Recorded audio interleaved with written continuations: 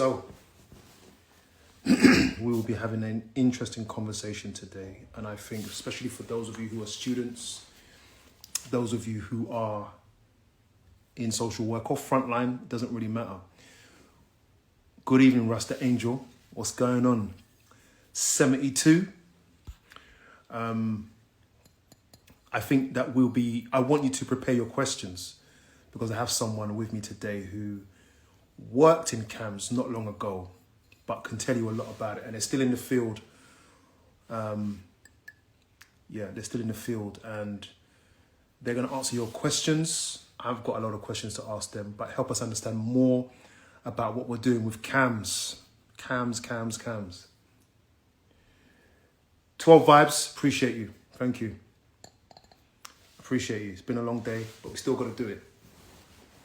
It's been a long day, but we still got to do it. So she'll be on in a second.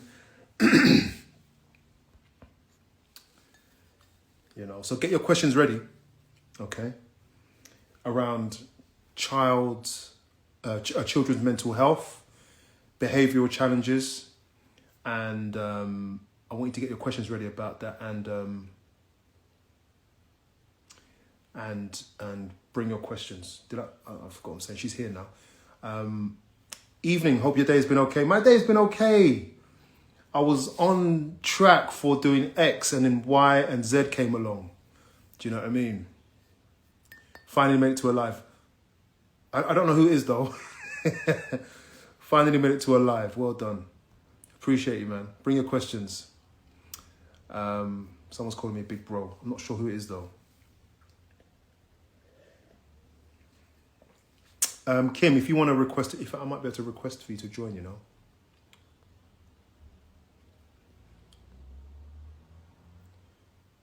Oh, here we go. Let me invite. Lovely. So she's invited. She'll join in a second. This is an important show, I think. That was quick. Wasn't ready for you. I didn't know what to do. I didn't know whether to request to join or wait for you to invite me in. Yeah, no, don't worry. We're here. So I'm just letting you know, I think your audio is a little bit... Is it muffled? Slightly. Is this better? It's there, take out my earphones. But I think it's probably better through the phone. But yeah, headphones, okay. Yeah. All right, give me a sec. No worries. Just letting you know, because I want the best for you.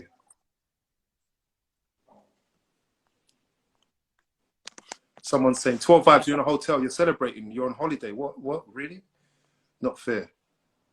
She's coming out of, so I've got someone here who has 12 Vibes saying, struggling to hear over this hotel's dinner hall, so I'm going to step out of it. So she's on holiday, it sounds like. Everyone's jealous. So she's going to come out and step out of her holiday mode to listen to the show. Kim, welcome to the show. Thank you. Yeah. This is what, how many times have we done this? Is it only twice or 3?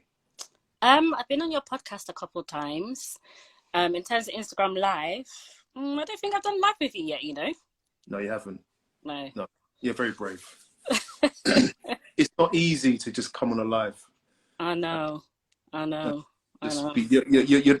don't know the questions that are coming your way. We haven't rehearsed this. I tell you not to prep me because I get more nervous when you prep me. So I said, don't prep me. Just bring the question. Oh, man. Okay. It's fine. It's all good. Yeah, this is it. Well, I'm here for you. So if you're ever sinking, I'll come and grab you and say, all right, come, Kim, let's do this together. All right. I might just pretend that the phone's dropped and then... run over. That's it. So my question, I think what we're doing...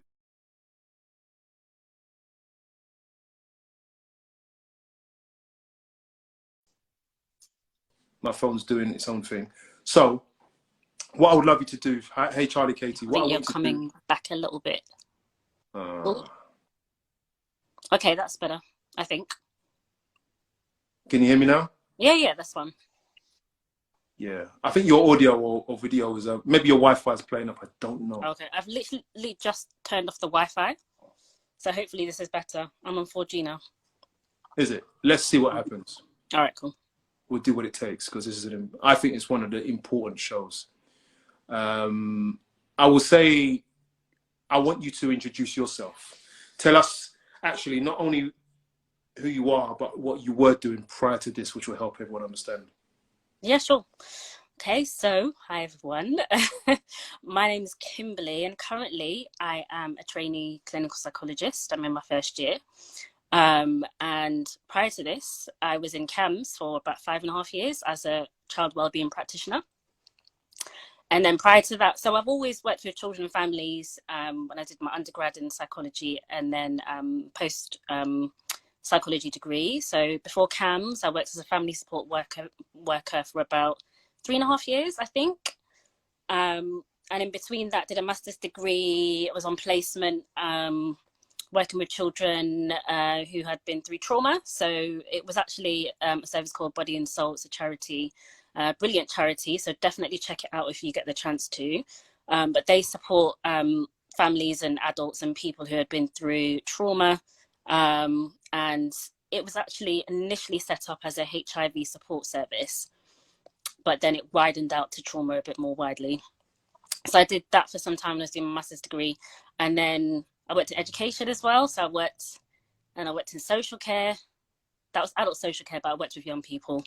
And then, yeah, I worked in a school for children with behavioural, emotional, EBD school, they call it. It's a bit like a longer term PRU. And I worked there for a year as well. So, yeah, therapy, mental health, charity, social work, statutory, voluntary, all the things. All things. You've done it all. And can you just mention what you did prior to this again, please? Yeah, sure. So I worked in CAMHS for 5.5 years. Was it 5.5? Yeah, 5.5 years as a child wellbeing practitioner. So that means I was doing, you might have heard of psychological wellbeing practitioners, but basically we are the child version of that, which means we do low intensity therapeutic interventions with young people. So this is CBT informed, that's cognitive behavior therapy informed practices. And it would be over like a short period of time, like 8 sessions. And the idea is that the threshold for CAMHS was really, really high. So we stepped in to kind of deliver some interventions for young people that wouldn't necessarily meet the threshold of CAMHS, but they still needed some support.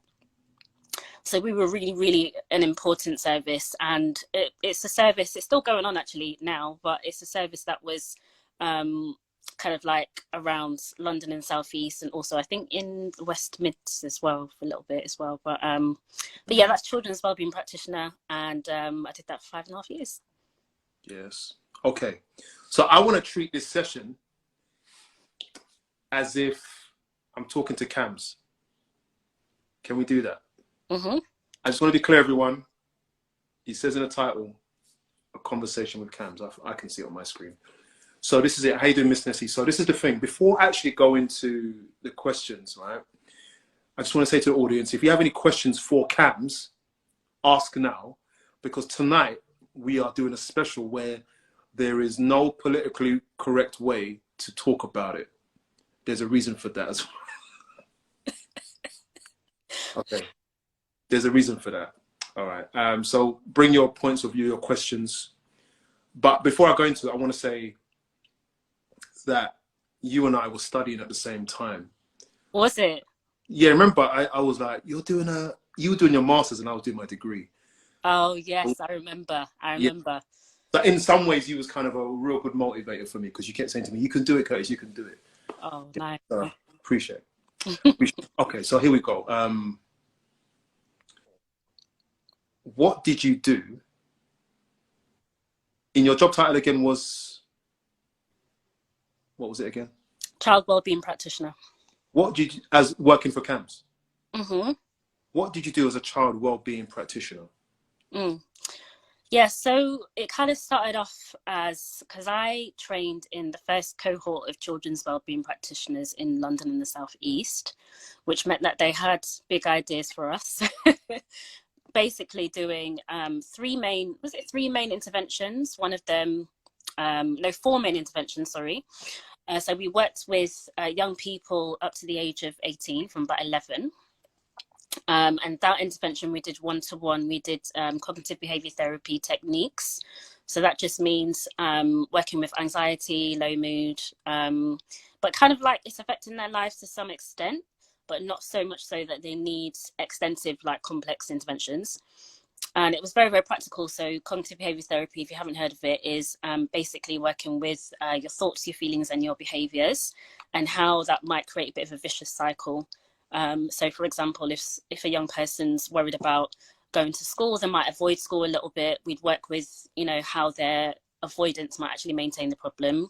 That's just one part of the conversation, by the way. So there is obviously systemic factors at play with school avoidance, but yeah, so we would kind of work very practically with the thoughts and the feelings and behaviors. So we do things like relaxation techniques, thought challenging techniques, something called exposure, which is basically supporting young people to face their fears instead of avoid their fears, because the more they avoid, the bigger the anxiety grows. And with low mood, it's basically working with values and activities, because young people would get trapped in a bit of a cycle of, okay, well, I don't feel motivated, I feel really low. And obviously that's very understandable because of circumstances, stress, school stress, family stress and pressures and things like that. But also just helping them identify things that they would just be really interested in, and then help them motivate themselves to kind of engage in those activities. So it was low intensity over about 8 sessions, and then we also worked, actually interestingly, the majority of my work was actually with parents. Wow. So another intervention that we did was with parents of children with anxiety and or behavior difficulties. So in your borough, Kurt, did you do something called Incredible Years? Okay. For all social workers, look up Incredible Years. Because, social workers often refer to Incredible Years groups, and it would be for parents of children with behavior difficulties. And then we do practical strategies like looking at special time, praise, rewards, consequences, and then anxiety as well. But that was just kind of like a small part of my work, because it kind of evolved a lot over time as I got more experience and I was in the service for a while. So I do group work, I do workshops. We did a lot of working with young people with autism, with ADHD, and also waiting to be assessed for autism or ADHD. And then I left as a supervisor. So I was supervising and teaching, and quite a lot of things. Kim, just before we go on, I think it's only fair. I don't know if you mind. Do you mind saying what you're doing right now? Yeah, sure. Yeah. So I am a trainee clinical psychologist. So I'm doing a 3-year program in clinical psychology at the University of East London. And that will qualify me at the end to be a clinical psychologist. And it's basically study and you're on placement at the same time. So a bit like what medical doctors do when they go through training and you get put on different placements. So at the moment, I'm in an early intervention psychosis service in East London. I know you've seen a lot. Yeah. I know you've seen a lot. Oh, man. Okay. And to be fair, are we going to be able to call you Dr. Kim when you're done? Yeah, you can call me Dr. Kim when I'm done. You see how humble this lady is, because she's not saying it and I'll have to squeeze it out. I think it's only fair. At least if you get to, I think, I like to blow other people's trumpet more than my own. So well done. All right. So let me see. What's the difference between ASD and ADHD? ASD and ADHD. Okay. So ASD, you might know, is autism spectrum disorder. Some people know it as autism spectrum condition. Sorry, mistake. Let me ask the question again. That was my mistake. The difference between ADD and ADHD. Okay. So sometimes I don't have a straightforward answer for some of these questions, because sometimes it depends on things like diagnostic classifications at the time. Basically, in short, ADD is more the attention deficit side of the spectrum, and ADHD includes both the attention deficit and the hyperactivity side of things. So a child with a diagnosis of ADHD will more likely struggle on with the hyperactivity as well as the attention difficulties, a child with ADD. And I'm saying this just because of the sake of the terminology, but normally, like it in my experience, a child would just get a definition of ADHD anyways, regardless of whether it's mainly attention deficient or not, if that makes sense. But that's the main kind of difference, is that a child with hyperactivity as well is a diagnosis of ADHD, or you call it ADHD. So they struggle to, and please just describe in roughly what the symptoms are, and maybe if you can differentiate the two and what they look like. Yeah. So ADHD or ADD is often kind of, you normally see young people struggling with ADHD when they're really struggling to like concentrate in their work, for example, concentrate in class. Oftentimes daydreaming as well is a core feature of ADHD. And oftentimes people don't necessarily see that as ADHD. You just see that, oh, this young person's not paying attention in class. But actually, it could actually be ADHD. All right. So other features, kind of organization skills. And sometimes this is difficult to pick up because young people, adolescents, naturally, their brain changes quite a lot during the adolescent years. So naturally, organization skills aren't the best anyways. But I guess a young person with ADHD kind of goes a bit above and beyond that. And oftentimes kind of like really figuring out kind of like, or experiencing lots of kind of like jumbled thoughts and things like that as well. And oftentimes we normally say to get a diagnosis of ADHD, it needs to be present in at least 2 out of 3 main scenarios. So for example, home and school. Because if the problem is just in school, then there's something about the school environment. If the problem is just at home, then there's maybe something about the home environment. Or so is that something that social workers would want to look at and say? Yes, definitely. I would definitely say when you're like making referrals to CAMHS for ADHD concerns, definitely emphasize, the school and the home thing, because if it's a problem that's happening in both scenarios, then it's potentially worth looking at a little bit further. Wow, thank you. That is really powerful. Okay, I'm going to go through some questions that are asked here. This is for you guys. This isn't this session is for the audience more than anything, in terms of throw your questions out there. Do you promote partnership working with social workers? 100%, 150%. Okay. Oftentimes, social workers see the things that we don't see as therapists, because you guys more so go into the homes. And I'm also speaking from the experience of being a former family support worker. And oftentimes you build up relationships sometimes through being in their home environment and seeing things that therapists don't necessarily see. I'm only in the room with a young person or a client for about 50 minutes to an hour. And sometimes I join meetings. I speak to other professionals. I speak to families. I speak to carers. But social workers have a really, really great and unique perspective, and an incredibly important one.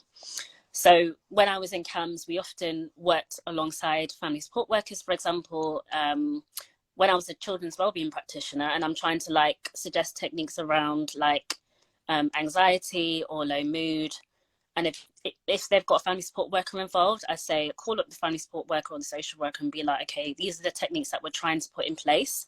Can you support them in the home to put them in place? Because some of the techniques are quite hard to grasp. Right. So it's incredibly important, not just and also from a safeguarding perspective as well. If I meet a young person and they might say something about something going on in the home, we need the social worker to kind of bring another perspective, just to kind of help us out with the safeguarding aspect of things. So when I was in CAMHS, I had social services, children's social care on speed dial.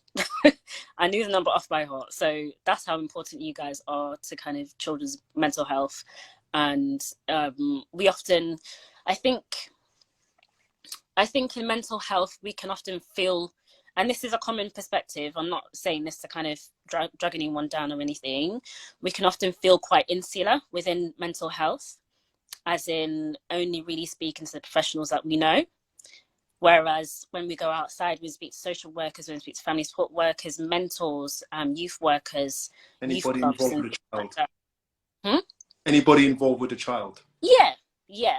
Anyone involved with the child has a really important perspective to bring, and that can Well, really. well, well, if let's say I'm a mentor, I mean, if I'm a mentor, family support worker, can I contact CAMHS regarding a child I'm working with?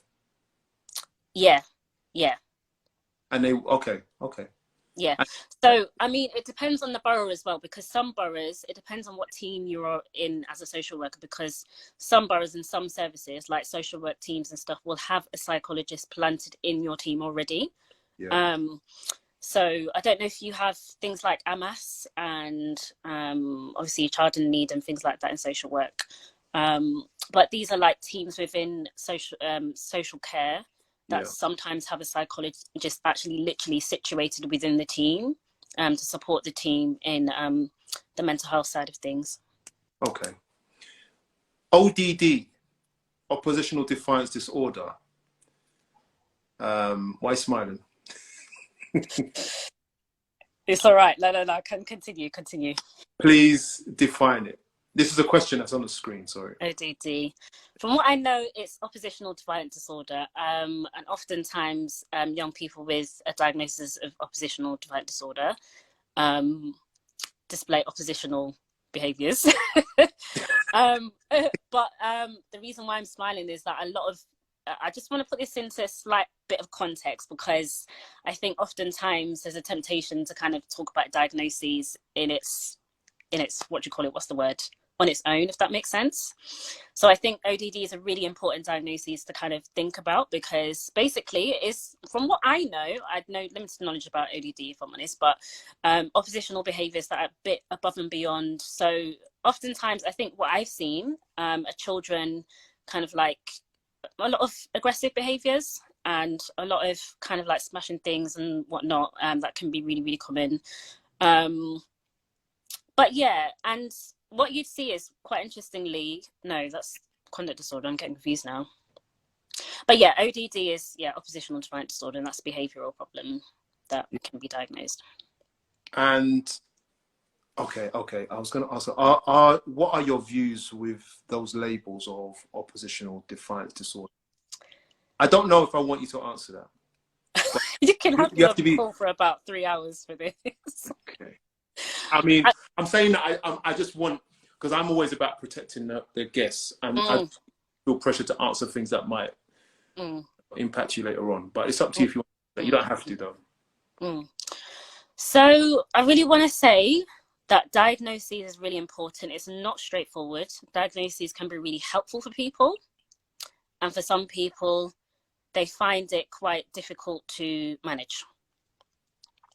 So it's not just a straightforward, yes, I think diagnosis is good, or yes, I think diagnosis is bad, especially when it comes to young person. If you're a parent and you're experiencing certain things at home with your child, of course, you're going to want, the assessment, the diagnosis, to make sure that your child gets the help that they need. So I don't want to kind of be like, okay, diagnosis is really, really bad because X, Y, Z. It's a lot more nuanced than that. Yeah. Okay. So I think one of the difficulties with diagnosis sometimes is that it's often based on, because I did an essay recently on this, and it's often based on quite Western classifications of what mental health and behaviours should look like. Yeah. And sort of anything outside of that is too complicated sometimes. So basically, at the moment, I'm in a psychosis service, and that is a very heavily discussed diagnosis for many reasons. ODD? Psychosis. Oh, psychosis. Okay, sorry. Yeah. And yeah, just to bring a bit of context to any diagnosis that we're talking about. But basically with psychosis, there's a lot of connotations or experiences that from people from certain backgrounds, like minoritized communities, You might know the statistic around lots more Black men having a diagnosis of schizophrenia. So you might, one part of that might say, okay, well, is there a problem that just Black men are dealing with within themselves, or is it a systemic problem? Okay, pause there. Pause there. You're going to be doing a lot of work tonight, Kim, so you might want to grab a packet of biscuits or something, right? But, you know, it's going to get, I expect it to get a bit intense. If we can go, I think you can go there freely as well because of what you're doing now. So, for example, if you can in any way, just describe or define what we mean by schizophrenia.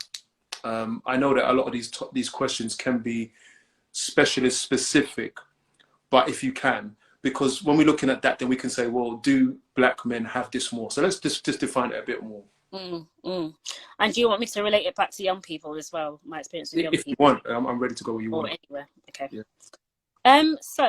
Schizophrenia, and there's also psychosis, which is a bit more, it's related. So schizophrenia is more about characterized by experiencing things like hallucinations, so seeing things that aren't necessarily actually there. There can be auditory hallucinations or visual hallucinations, and what you call delusions in the psychiatric diagnoses manuals, which are basically things like, it's a bit like paranoia. Okay. So thinking that people are after you or attacking you, that governments are after you, that they've planted a chip in your body, and they're tracking your every move.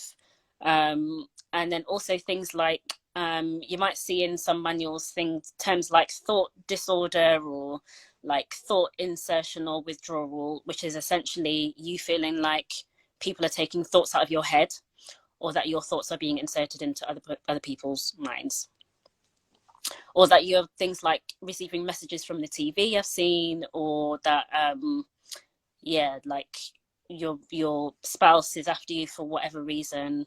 Those are really common characteristics of schizophrenia. And it's a bit more, schizophrenia tends to be a lot more long lasting and a lot more affecting the person kind of like daily functioning and ability to kind of engage in life. So they tend to be hospitalized and sectioned a little bit more. Psychosis is a lot more related, but you can have a person with psychosis for a very short time. They can experience psychosis for like 2-3 weeks, have medication, and it's resolved. And it's similar in the sense of delusions. I see a lot more of the delusions and the paranoia more than the hallucinations with psychosis. But it kind of brings a bit more of a wider frame to the diagnosis of schizophrenia. So I hope that's a little bit clear, but psychosis and schizophrenia is not straightforward at all. And we can go into that a little bit more if you want. But those are the main kind of features of schizophrenia and psychosis. But also, just to say, they often comes with things like depression, anxiety. So a person with psychosis doesn't just have the hallucinations and the delusions and paranoia. They might also have like depression, anxiety, something like that. Of course, it's incredibly complex, and we're looking at cramming a degree, a master's, and a doctorate all in one live session. But that's how complex it can be, and I think that partly answers Miss Nessie's question: is that why we're not so much in a rush to diagnose young people, because their brains are still developing. Yeah. And we can't just label them so quickly because of how complex it is. Oh, she left. No, we're going to get her back.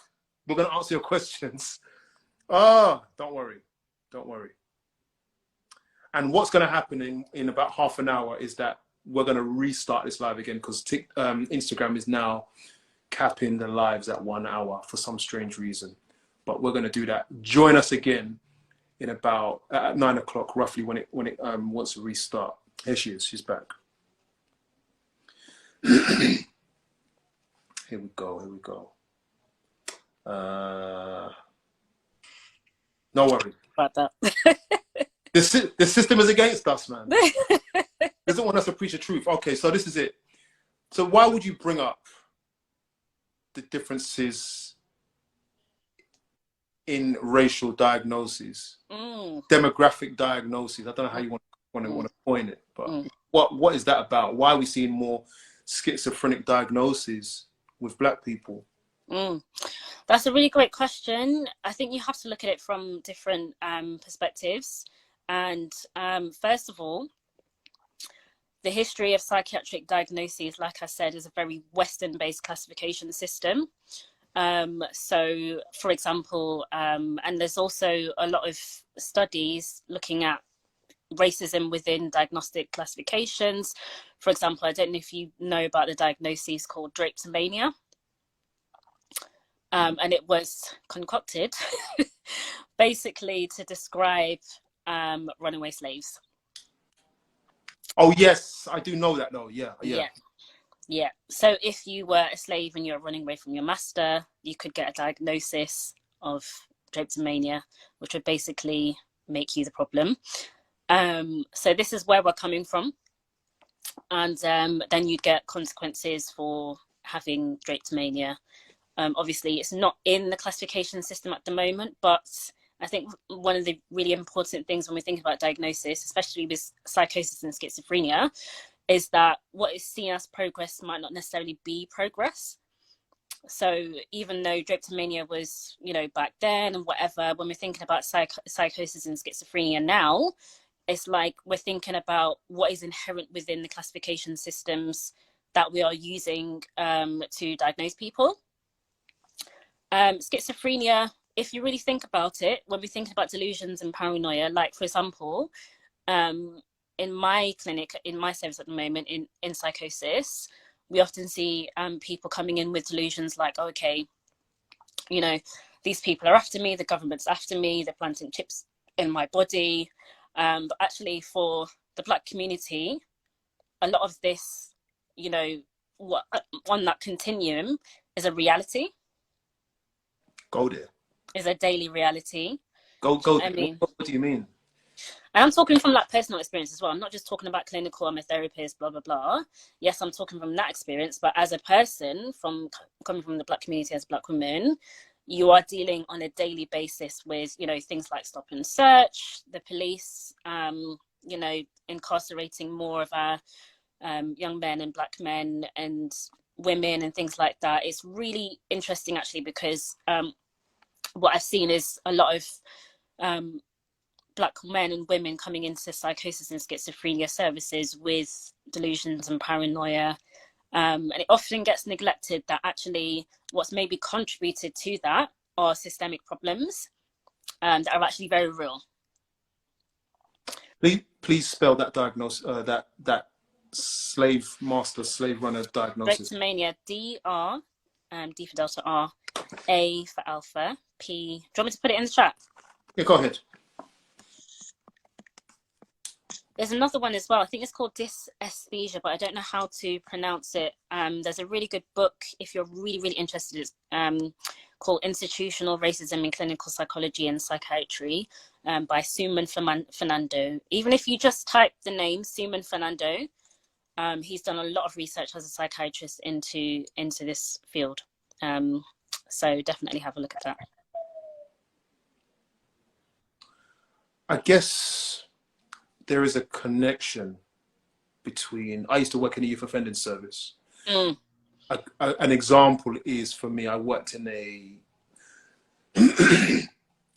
local authority that was 98.5% white, but had a 30% conviction rate for young Black youths. When you say 98.5% white, you mean amongst the staff group, or? No, the whole borough.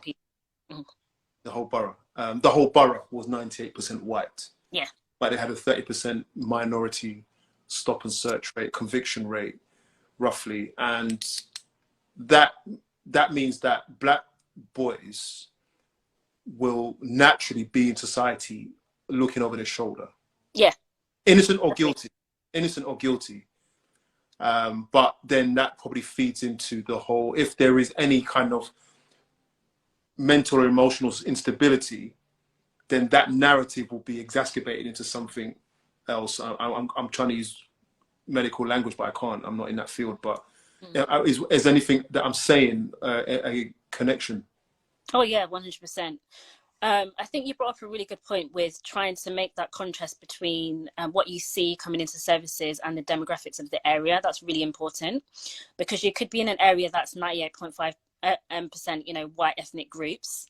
Someone's just brought up a really good question, the religion question. I want to come back to that in a bit. But yeah, could be 98.5% white ethnic groups.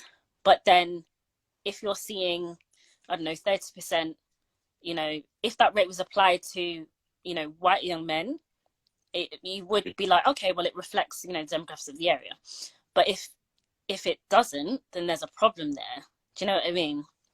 The other thing that I was going to say in terms of kind of like thinking about young Black men always looking over their shoulders and things like that, is a core feature of psychosis and schizophrenia is quite low self-esteem. My gosh. If you have a society that's always like, okay, well, you're not good enough and you're not going to achieve, and you don't have teachers that look like you in school, and you don't have, you know, your parents have been through a lot because their parents have, you know, might have, you know, migrated to the UK from wherever, the Caribbean, like, you know, my parents and grandparents and things, and had to deal with a lot when coming over here, then that can filter down through to the young people. Experiencing lots of racism and stuff. I grew up in Sheffield, which is a very, very white city. And so at secondary school, I had barely any teachers that looked like me. And we didn't have anything like Black History Month or education to do with, you know, Black history or just history that includes us. So when you think about self-esteem being a core feature of psychosis and schizophrenia, it's quite interesting when you think about, you know, minoritized communities and how that relates. So with psychosis, a lot of the times when people come out of psychosis, like with a lot of my clients, and they're on the recovery and, you know, they're dealing with the anxiety and the depression and things,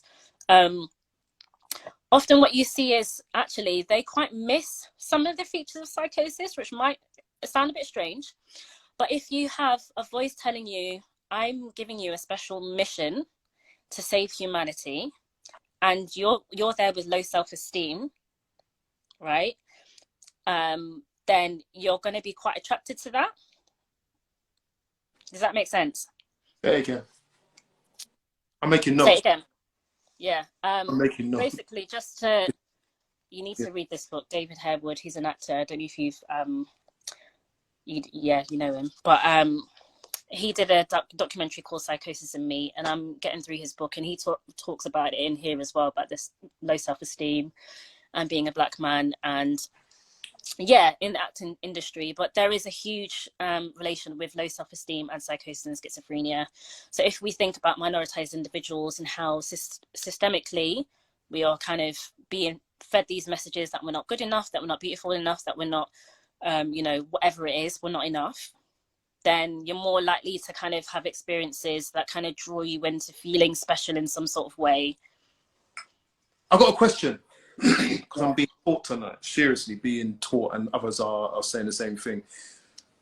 Self-esteem requires then a value base, something to value yourself from. So you have a sense of purpose. I have a job. Yeah. People who don't work, I believe, don't have any, have a higher chance of mental health challenges and probably addiction challenges as well.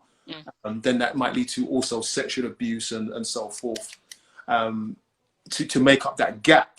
And then we have, if you don't have that value base, then your mental health, is it fair to say that we are seeing mental health is a reflection of a deficiency or a particular type of chronic trauma, poverty, whatever's affecting you, it's exacerbated in your mental health experience. So if you're in fear of someone chasing you, then that's your propensity to, I'm using big words now, like I got knowledge, propensity to have that symptom in your mental health challenge. I'm limited, I'm just guessing here. I'm piecing it together. I mean, maybe you know the answer, maybe you don't, but people who are in a poorer society, poorest parts of society, will see more mental health challenges. Depends. Again, yeah. But again, this is where you as social workers are so important, because us as therapists, we have a lot of knowledge in terms of mental health and therapy and actually seeing how things like poverty can impact people. But, you know, you as social workers, I mean, us as clinical psychologists, yeah, we do go into homes and stuff like that. We go into communities a bit more nowadays. But you as social workers see the impact, the real impact, you know, live impact of poverty and, you know, things like that. The reason why I say it's not straightforward is because you can be a young person in a rich neighborhood. Yeah. And I've seen this, you know, because I worked in Islington for ages and ages, which is a very interesting borough to work in. I worked there as a family support worker and in CAMHS, so I saw both sides of the coin, and that was putting it together about more than 8 years in Islington. And Islington is in North London. It's a very interesting borough because you have a huge contrast of poverty and very wealthy, right? So I've been into schools where kids are handing in, and this is 2004, you know, 17, handing in phones at primary school, like iPhone X and iPhone 7 or whatever is the most expensive phone. I'm standing here like, well, I just still got my bruck down, you know, iPhone 2 or something like that, you know what I mean? That's what I can afford. And then I'm going into homes where they're living with so much damp, and I'm just like, I'm going into homes and I don't even know what to say to you. I don't know how you're doing this on a daily basis. But yeah, it's not straightforward because I did work with young people that came from more like wealthy environments, and yes, you know, there's a cushion of, you know, a young person not necessarily having to go home to having to deal with, you know, poverty and damp and things like that. But also you have young people that might not necessarily feel connected to other people, or experiencing. I had a lot of young people who were very perfectionistic, and really struggled with a lot of anxiety. And I'm not just saying this is just private school kids, you know, like all kids, but I did start seeing a lot of young people that were kind of like educated in a certain way, and they were experiencing a lot of perfectionism as well. So it's not just, you know, mental health is in poor communities or, you know, poverty communities. That can certainly exacerbate the problem. But sometimes I think it kind of depends on other factors as well. So, yeah. Okay. So much to go through. People are just being blown. So appreciate it. So I pinned a comment there that you said you wanted to come back to. Surely religion, thank you, dear social worker. Surely religion plays a role in schizophrenia diagnosis too.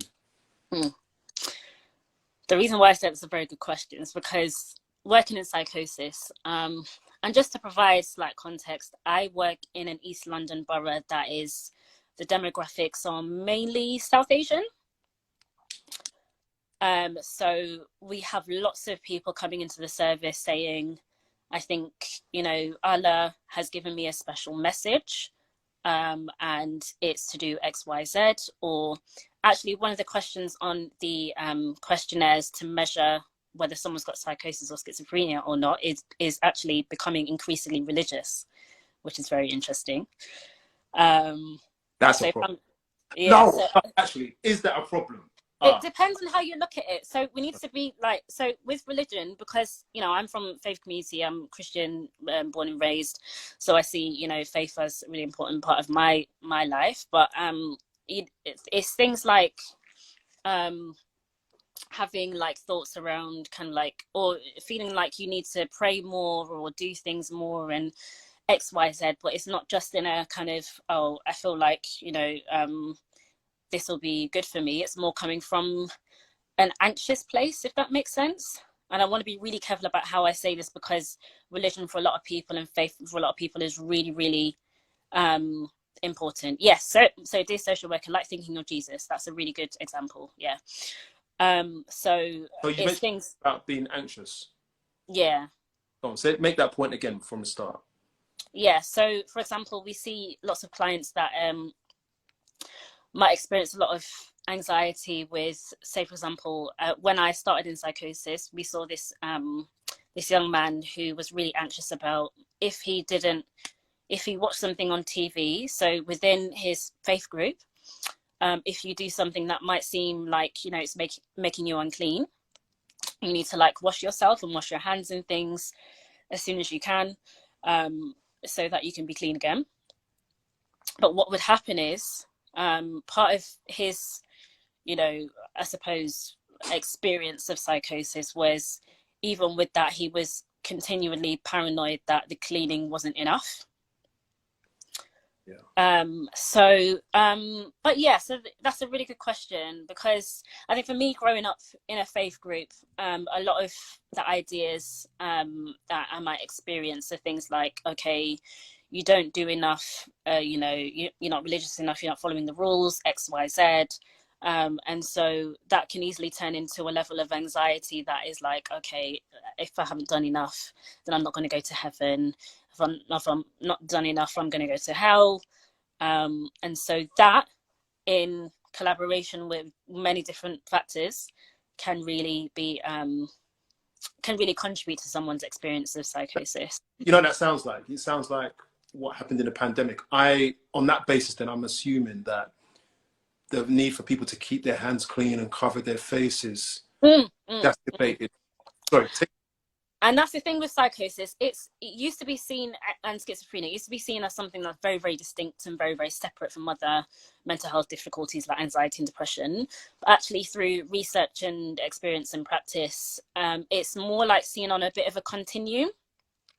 So the reason why your OCD comment is really good is because, a lot of the ideas behind OCD is like, okay, well, if I don't wash my hands 10 times before I go out, something bad's going to happen to me or my family. Psychosis will say something very similar to that. But it's more kind of like with, things like voices, hallucinations and stuff like that. And to the level it kind of impacts your life. So it's when as social workers, when you're thinking about psychosis and schizophrenia, whether it's in young people, or whether it's in adults that you're working with, parents, carers, whoever, these are the things that you can think about as well. Yeah. And it's really important to say that lots of people hear voices, and sometimes it's actually a lot more common than we think. And sometimes, like for me, hearing the voice of God is something that is talked about a lot within my faith group, and within lots of faith groups, which is a very normal thing. Yeah. And for some people, they might hear voices that is like kind of like the voice of someone that they loved who passed away. And actually, the really important thing to really kind of distinguish is how much of an impact is it having on that person's life. Because my supervisor said something to me really important the other day. She said, people are allowed to have all the psychotic experiences they want, but if it's impacting their lives to a certain extent that is affecting their relationships, affecting their work, affecting their daily functioning, then that's when it's probably a good idea to seek help. Yeah. Okay, so I have to digest this now. Who's still digesting their food, guys? We went from CAMHS to psychosis, but I think do you know what? It's really important to kind of like it within the CAMHS context as well, because someone earlier mentioned something around being really apprehensive to diagnose certain things in young people. There's always pros and cons to things. You've got to think about what's the function of this diagnosis. Is it going to help this young person, or is it just going to exacerbate things a little bit more? What's the waiting list looking like with CAMHS? Do we need to go somewhere else? It's kind of similar with diagnoses like autism and ADHD. Sometimes, parents like, oh, I think maybe my child might have ADHD. But then we'll say, okay, it's a 2-year wait list. Then we think about, how important is this diagnosis to this family? Is it really going to help them in the short and long term? So those are the things that you as social workers and family support workers, and even us as therapists as well, everyone can really think, okay, what's the function of this diagnosis? Is it more helpful for the family, or is it more helpful for the schools? Right. Is it more helpful for the community? Who is it serving, and who's missing from that picture? Is the young person missing from that picture? And in that case, you need more of the young person's voice. Is a parent's voice missing from that picture? So you need the parent's voice. So it's all these kinds of things that we're trained to kind of have a look at and really think about. Wow. And the things I'm looking at the 10-minute, I'm at 10-minute marking. Guys, I just want to remind you that we're going to switch over in 1 hour to the next live session because it cuts me off after an hour. So their social worker is asking, so the threshold would be the impact to daily function. Yes. Yeah, like impact daily functioning, yeah. Yeah, okay. Yeah, because I've had a call today and from a school and they were asking about a child and in order to not go into it too much, they weren't sure whether to let them go home. And I was asked by public transport and they were concerned about 5 different things. But I said, have you found anything that, or do you have any, can you tell me any concerns you have about their safety? And this is important information for students or those who are coming up or just early in the game. What is the impact or what is the likely impact of letting them go home early, for example? Can you identify anything that might suggest that they're going to be in more danger as a result of your decision to send them home? And they couldn't. I understood their concerns though, but it couldn't justify me saying don't let them go home by themselves. And that is an example of the threshold of safety and impact on oneself or others. And that's really our job is to, well, in social services, I'm guessing for CAMHS in a similar way. Yeah, now they're hearing voices, but we don't want to deprive them of their liberty if they're perfectly safe with their mental health challenges. Yeah, exactly. Okay. Okay. Well, whilst we've got 8 minutes left on this one, right, I want to ask you about the CAMHS waiting list. Why is CAMHS, oh, sorry, I know you don't work there, but I've got to give it to somebody. Why is the CAMHS look, tell me about the CAMHS waiting list and what are some of the longer or shorter lists and, you know, why are you guys just not ticking the boxes real quick for us, please? So there's waiting lists for different parts of the CAMHS service. So you've got a waiting list for ADHD and autism assessments. You've got a waiting list for the therapy team. You've got a waiting list for family therapy. You've got a waiting list for psychiatry. Depending on the service that you work in, it might be kind of, you know, segregated that way. When I was, and this is really interesting and really, I'm always bringing in the social context, by the way, because that's really, really important in every, you know, conversation that we have. So the pandemic being one, huge one, had an impact. So in Islington, the wait list jumped up from about 18 months to 2.5 years, I think, more than 2 years. I think. So if I've got a 16-year-old. Or an autism assessment or an ADHD assessment. So if I have a 15-year-old, there's no point. So these are the conversations these are the dilemmas we always came across in CAMHS. You know, we might get a referral for a 16-year-old for ADHD or autism assessment. And it's like, well, you know, what do we do? Like, do we try and bring them further up the waiting list and have an assessment sooner? Or do we refer to adult services? You know, what's the function? What's the purpose? How is it going to help right now? And it's awful dilemmas to be in because as therapists, you know, you want to be able to help a lot sooner. So it really got to the point, Curtis, like when I was in CAMHS, it was really, really interesting because during the pandemic, the waiting list jumped up like, you know, the difficulties just got a lot more complex, really a lot more complex. And the waiting list for autism, ADHD, for everything jumped up quite a bit. And so, well, what was my fault? But yeah, you're always, you know, confronted with that dilemma of, do we assess now or do we push up the waiting list? Do we wait? And the pandemic had a huge impact. You know, it was at one point, because as a child wellbeing practitioner, we're doing low intensity interventions. So initially we weren't trained to work with autism and ADHD. Even if there were traits in the referral and assessment process. The program has changed a lot now so that we are being trained to work with autism and ADHD, which I think makes sense. Yeah, so we weren't trained to work with that. So at the beginning, we were quite protective over this is what we do. This is pre-pandemic. But then the pandemic hit and us as therapists, we were saying, you're not going to see it during lockdown. You will see it when the kids try and go back to school. And then young people started trying going back to school, and all of a sudden, every 2 minutes, we were getting referral for autism and ADHD. Because some of the core features of autism, like you might know, is struggling with things like sensory difficulties, which I'm sure a lot of us started to struggle with post lockdown because we're going from being in a home where it's quiet and, you know, we're not in shops and things like that, to all of a sudden being very overwhelmed with lots of noises and sounds and lights and going back to school and stress and blah blah blah.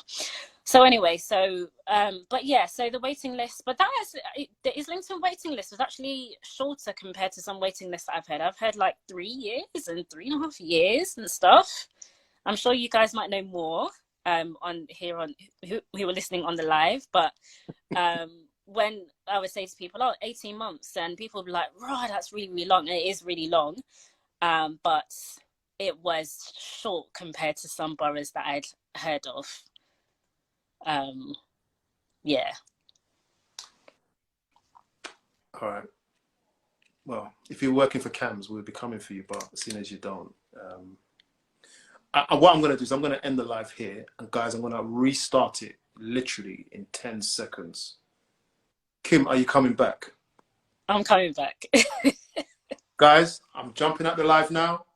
We're restarting because you know what's going to happen. I've got some questions for you, such as, what have you learned since doing all of this type of work? I want to know if there's any trends for you, any correlations. Did we get the way you learn? CAMHS waiting list we covered, and then we're going to be looking at anything else that you want to look at. I touched on something earlier. You didn't finish it, and it was to do with some. I'm not sure if you finished it around demographic. We want to look at that possibly. Anything else that's on your heart, guys? We'll see you in a second. Yeah.